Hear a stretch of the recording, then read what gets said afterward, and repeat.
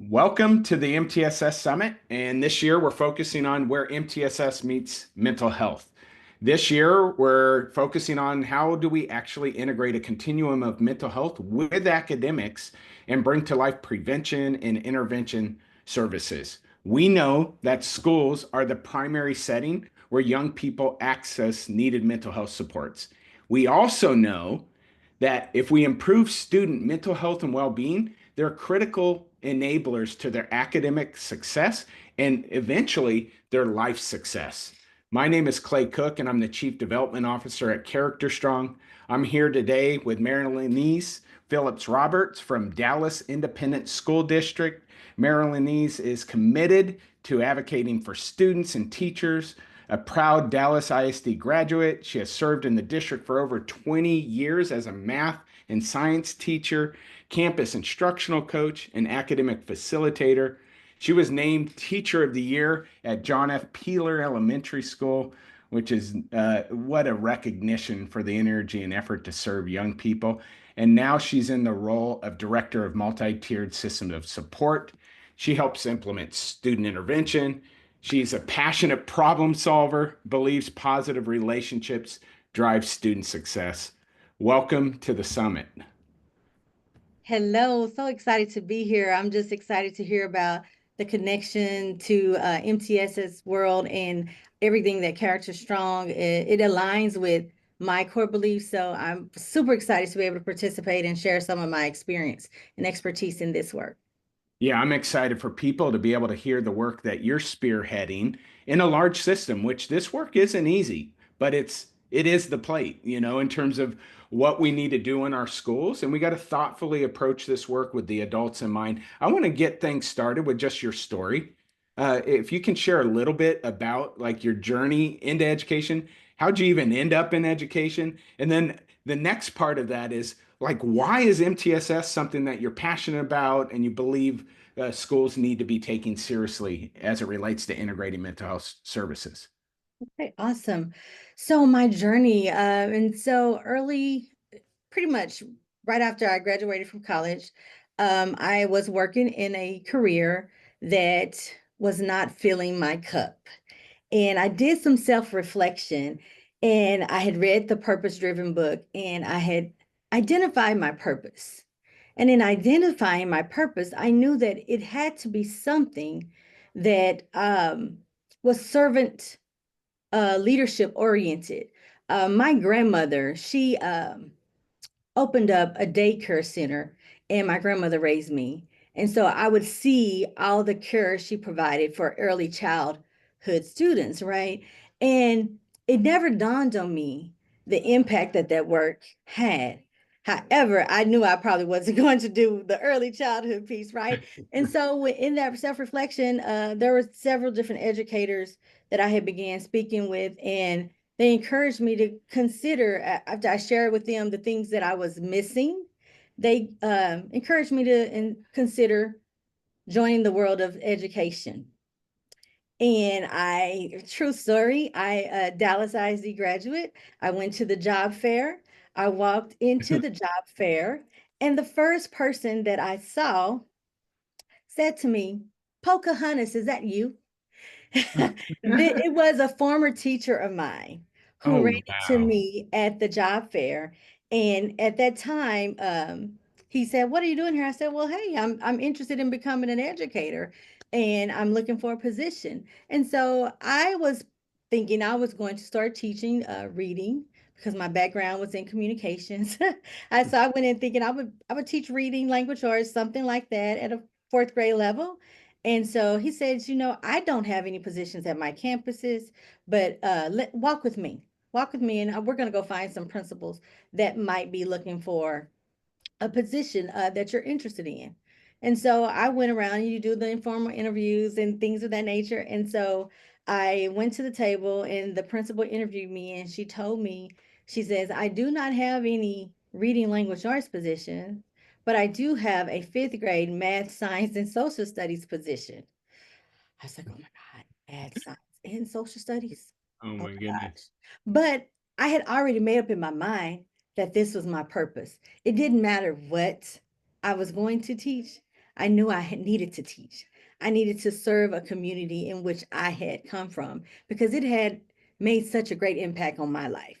So I accepted that position, and my philosophy has always been things that worked for me growing up in school, I wanted to provide other students with, but those things that didn't, I wanted to learn a better approach. And Mhm. so I was committed to learning better approaches to meeting my students because I did not want anyone to have the same fear and anxiety that I initially had when I was told I would be teaching math, science, and social studies. And so that really, really worked for me. My students were able to excel, and I had different mentors and leaders who would come to my classroom. And as a result, they saw something in me that I hadn't seen in myself yet. And so they encouraged me to begin writing curriculum. They encouraged me to begin providing professional development for the district. And so once I began doing those type of things, there was back in the early, or I guess early 2000s, this world of instructional coaching was Mhm. initiated, and there were some instructional coaching positions that became available. And so I was encouraged to apply for those instructional coaching positions. And that was when my life was just turned around, because the impact and success that I had with the people, the teachers that I was working with to implement coaching, it just really, really felt like this is what I needed to do. I needed to be working with teachers because I was a new teacher and I knew what it felt like to walk in, maybe not with all the skills and tools that I needed. And I wanted to be able to provide others that same support that I had so that they could also be successful with their students. And so I did instructional coaching for math, science, and all content areas for a while. And then I became an academic facilitator, which really meant you became a leader of coaches. And so I began training and responsible for a network of campus-based coaches. And so that whole model continued on. And after that, there was an opportunity in the mathematics department for me to support the RTI components of um, RTI. And so that year I took that position. The following year, our district transitioned from RTI to implementing the multi-tiered system of support framework. And that was a year before COVID hit. Mhm. And so COVID hit, and that turned the educational world upside down. And that's when I was allowed to not only focus on providing mathematics support through intervention in the district, but then I began providing all academic engagement and language support to our stakeholders in the district. And so from that, we identified that there was an equity gap. After COVID, there were some students in our district who had not been successful. And so we then birthed our literacy intervention program, where campuses receive instructional reading support. They would pull small groups out 4 days a week. And from that, it just turned into all things MTSS. So from identifying good systems, implementing systems, providing professional development, in my world, it became my world.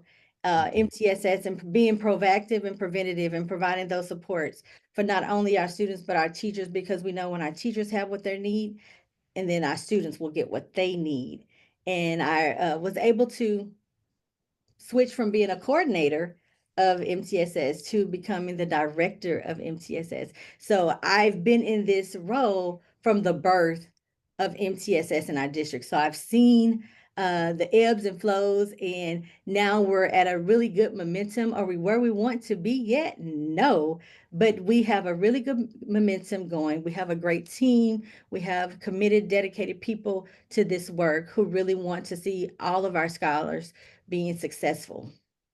Yeah, I love the story. I mean, at Character Strong, we say it's all about the adults to get to outcomes for students. Even for your like story and journey, it was adults who influenced your interests. And then you, throughout your career, progress to working with the adults at multiple levels, whether it's at the coaching level, coordination level, and now directing MTSS as a framework that really is designed to organize adult behavior. How can Yes, we get more preventative and proactive? How do we activate early intervention as close to the time? That's us to yes, ensure students access what they need. Love your absolutely. story. One of the things we talk a lot about at Character Strong is what we call low burden, high impact practices, especially when we think about like tier one. You know, MTSS gives us language like tier one. And tier one means every student, but every adult implementing some core practices for every student. My question for you is, when you think about tier one and core practices, if there was one core practice that every educator implemented for every student that could promote students' mental health and well-being as it relates to their academic engagement and performance, what would that one practice be that you believe should be implemented by every educator for every student? Absolutely. Great question, Clay. And so earlier in my introduction, you mentioned the fact that I believe in positive relationships drive student success. So, what are our teachers doing to really foster those positive relationships with their students? How are they connecting? How are they helping our students know that they care, that they have value, that they can be successful? And so, I think that is key for our teachers, really making those connections, building those relationships, because those students are spending the majority of their day with them. And Mhm. so we see firsthand where they are. We see firsthand how they respond, right? And so when they see them every morning, what are you doing to connect with them and let them know that you care? It may be you have a mood meter. It may be you're doing some type of all about me. It may be that you're having your morning meetings. But if we are not meeting our students every day where they are mentally, or maybe I should say, if we are meeting our students every day where they are mentally, we are able to ensure that they get the support they need to be successful.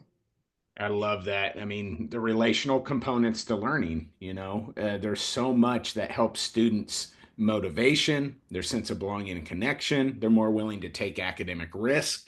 So it's like Absolutely. these mental well-being components that are fundamentally relational in nature are drivers of academic engagement and performance and persistence. The types of things when we come from like a instructional and academic lens are what we ultimately want. We want students to engage, we want them to learn, and we want them to persist in their learning because they are going to encounter difficulties or certain things that might be not as engaging, but to stick with that because there's something to be learned that's relevant to their own development and growth. Yes, many times teachers will say, I have a student struggling academically. But I always encourage them, when you're bringing your concerns to your student support team to problem solve and identify the appropriate support, what type of root cause analysis are you doing to really Mm. make sure that it's only an academic concern? Because the academic could be a manifestation of some mental need or some attendance need, some behavior or engagement need. What is keeping the students from engaging academically? We have to always ask these type of questions to ensure that we're identifying the most appropriate support to help a student be successful. Love that. We always say if there's an unmet need, it will show up in behavior and performance and Yes. how stuff when performed. So we got to get it the root cause. My next question is more about like how do you see a lot of your work, classroom teacher, science, math, and then instructional coach, coordination of RTI around math and MTSS. From an academic lens, how do you see mental health fitting in within like an MTSS framework? And where are the ways in which we can kind of integrate that while maintaining kind of a focus on academics? How do you see the mental health parts of MTSS kind of fitting into the broader framework? It's definitely a key driver. It is one of those essential components, right? And so when you know students are struggling, or even if you struggling, whether it be academically and just sometimes it's just behaviors. Sometimes we Mhm. say, oh, this student is able to perform academically, right? And that's great. But there are these behavior issues happening. If we don't intervene soon, if we're Mhm. not proactive, that could eventually it possibly could be it hasn't shown up yet. It hadn't manifested in an academic issue yet. And so they both work hand in hand. And I'm always encouraging our teachers and campuses, once you know that there is a behavior concern or in that engagement concern from a mental health perspective, engage with, and we're fortunate in our district. We have mental health clinicians that support our campuses. And so when we have these SST meetings, one of our common practices or systems that we've set up is invite those mental health clinicians to that problem solving meeting, because they are the experts in MTSS. And being proactive and problem solving is about having the right people at the table to support the student. And so if we know we have the experts at the table doing that problem solving, we increase our chances of getting it right the first time and providing those students supports. So it is absolutely a non-negotiator. It must be, you must identify that mental health issue if there is one, or you must rule out that there's not one in order to be able to provide the student. So it could go both ways, right? But that's, you start there. Some methods you can use the ISO method, to really drill down and find out, is this a mental health issue that our students struggling with? But then also engaging with the experts, letting the experts, because we cannot be the experts at everything, but we can invite the right people to the table to Mhm. be the Mhm. experts and provide their expertise. And so it is definitely something that must always be considered in order to advance academic performance. Yeah, I love that. And the ISO method is instruction, curriculum, environment, and learner. And we Mhm. try to really get at where, based on things we have control over as educators, where do we think the drivers are of maybe an academic performance difficulty? And we can improve instruction. Can we do something better with the content and curriculum? Can we do something to improve the environment that's more safe, predictable, and promotes engagement? Or is there a learner need that's going on that could be some type of mental health or social emotional difficulty that warrants a support in that area as well? 50 to 80% of the time, kids who struggle academically have a social emotional behavioral need. It's not a one-to-one correspondence, but it's more often than not, kids who are Agreed. struggling academically have social emotional behavioral needs. Absolutely. And once you identify that, then it's providing the appropriate intervention to support that. And it could be intervention and or support. Sometimes it takes both. You might need to go receive some mental health services in addition to a check-in, check-out intervention with your teacher, to make sure, coupled together, we're going to help you get to where you need to go, right? And then coming back, progress monitoring is what we are providing you. Is it being effective? If it's not effective, let's come back to the drawing board and let's problem solve and figure out why. Why is this not working, and make the adjustments that we need to ensure that you are successful. That's the blueprint. Yes. What's some of the challenges with this work, though? I see one of the challenges is like a lot of the work we do in education can be siloed and fragmented, where we run in academics on this path, social, emotional, behavioral, mental health supports are on this path. But when you think about the integration of mental health supports with MTSS, what are some of the challenges that you've seen? And like, how do we help educators, leaders, and educators who are the ones spending time interfacing with students, how do we help them overcome some of those challenges? Sometimes what we've been noticing is we bring our own biases and experiences into these situations, and that sometimes impact how we respond when we're supporting our students. And so it's really, really key to build our teachers' capacity around all the things all the things. MTSS is about supporting the whole child. So what are all the things that are required to support the whole child? And then once you have some tight systems and structures to support this work, it's just holding them accountable to implementing this work. and making sure that you talk about the silos, and that is so true. We're at this point right now, it's really about collaboration. Mm. It's about at a district level. It's about collaboration to make sure, ensuring that we're all on the same page about what support should be provided. And we have collaboratively created systems and structures to support our teachers with this work. And then that we go and observe and we follow up. Is what we've provided enough? And we make our own adjustments.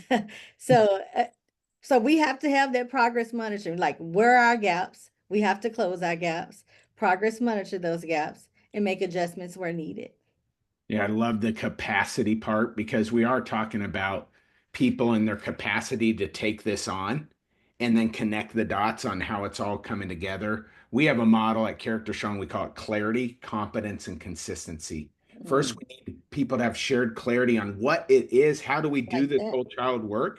Then we got to support their competence in being able to do that. Competence precedes confidence. And so if we can boost people's sense of competence that, hey, I can do this. I can integrate it within the time I spend. And last, we all need supports to follow through with things with consistency. And consistency is its own form of greatness.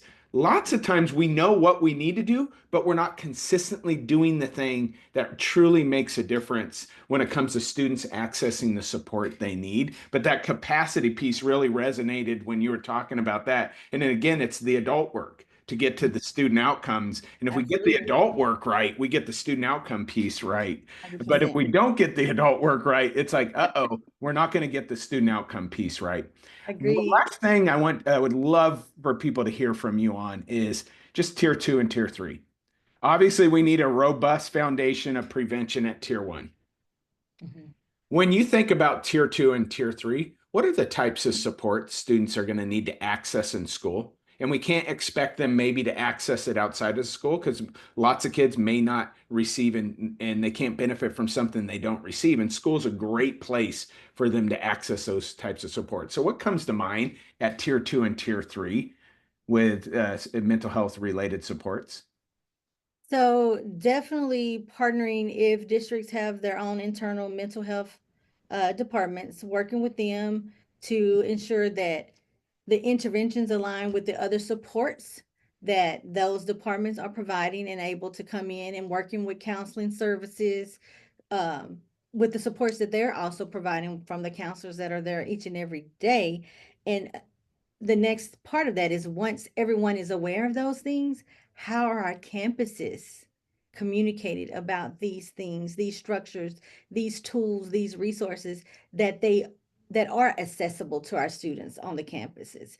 And I think sometimes that's a missing piece for us. That's a gap that is sometimes missing because if our campuses don't know, how can they ensure that this is provided to our students, right?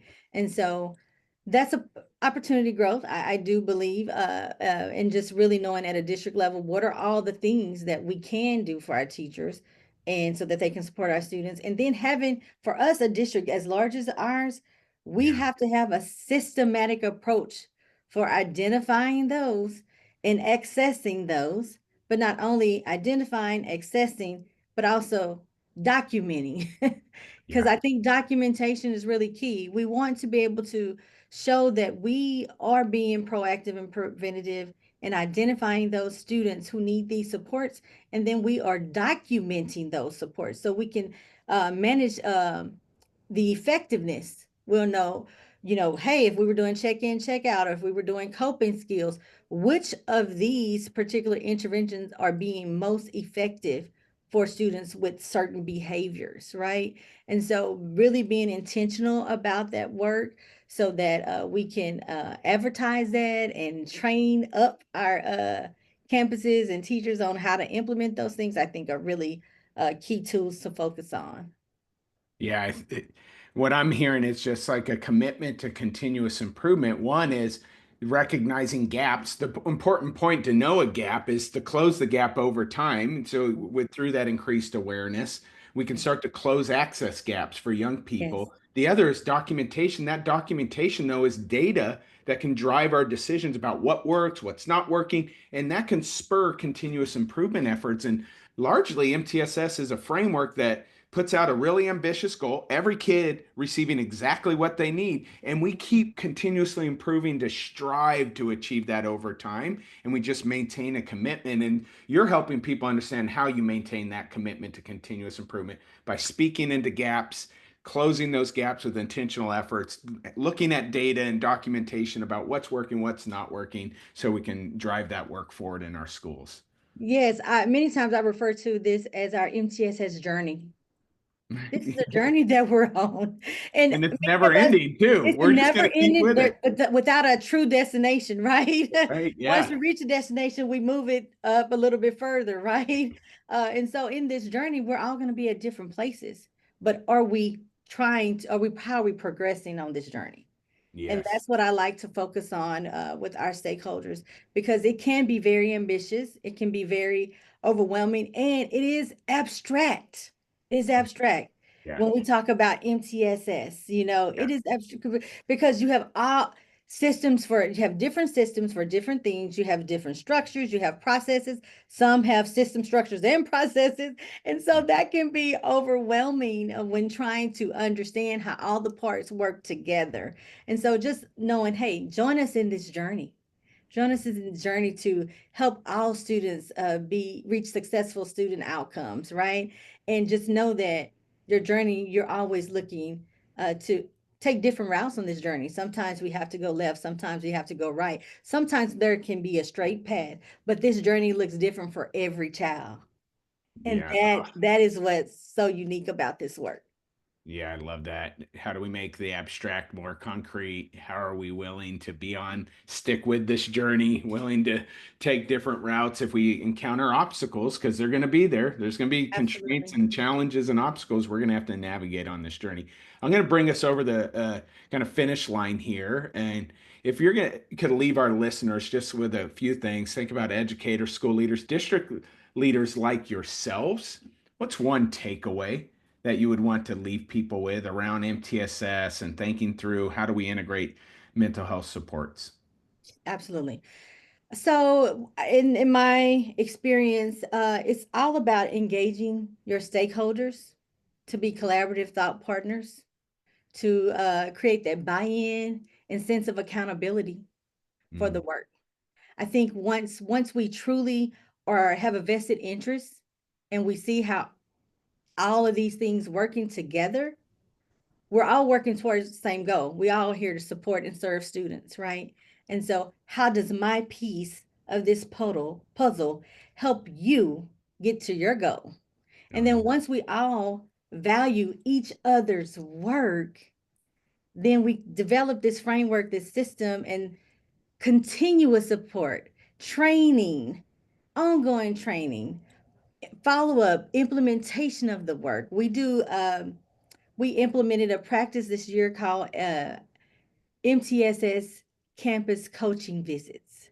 So we're Mm, coming in, we do a self-assessment on where are our campuses with implementation of MTSS, looking at this rubric, and we partner with them and we leave with here are your action steps, these are our action steps, because mm, I always encourage every stakeholder in our district, we are your partners in this work. We're not asking you, that's the beauty of MTSS. It's mm, how do we all work together to do what's best for students? And so I think when they're really beginning to see that we walk it like we talk it. mm, And so we're doing the work with them. And when we actually get on the campuses and see firsthand where those struggles are, we're able to make adjustments, come back at a district level, talk about the things we're seeing. And you talk about this bridging the gap. So when a plank is missing, or a plank is broken on this bridge, we have to repair it. We have to either repair it or we have to replace it with what is missing. And so engaging the right stakeholders to create that buy-in and sense of accountability to make sure all stakeholders everywhere in our district are doing what's best for students. I think that's when the real action happens. You know, that speaks to me. It's collective impact work. MTSS is about collective impact. we have to get in the same boat and row in the same direction to achieve outcomes. And that's all of us getting on the same page. And we got to be maintain commitment to the work, that wisdom there. You're doing the work. You've done it across multiple levels. So what you're speaking is really, really important around the adult piece. Are we on the same page? Are we collectively bought in to be able to work together through collaboration and partnership to make really meaningful outcomes come about for our young people? I want to thank you for joining the MTSS Summit. I know people are going to find tremendous value out of this. Where can people learn more about your work and what you do or connect with you? Yes, to learn more about our work, please visit dallasisd.org/MTSS. Thank you for this opportunity. Well, thank you for joining me. And for those who are tuning in, please feel free to reach out. We engage in partnership around MTSS and really think through the lens of the adults and how can we build systems that support adults to have that shared clarity, feel competent in what they do, and ultimately consistently follow through with the types of supports and experiences we know our young people need from us. Thanks again.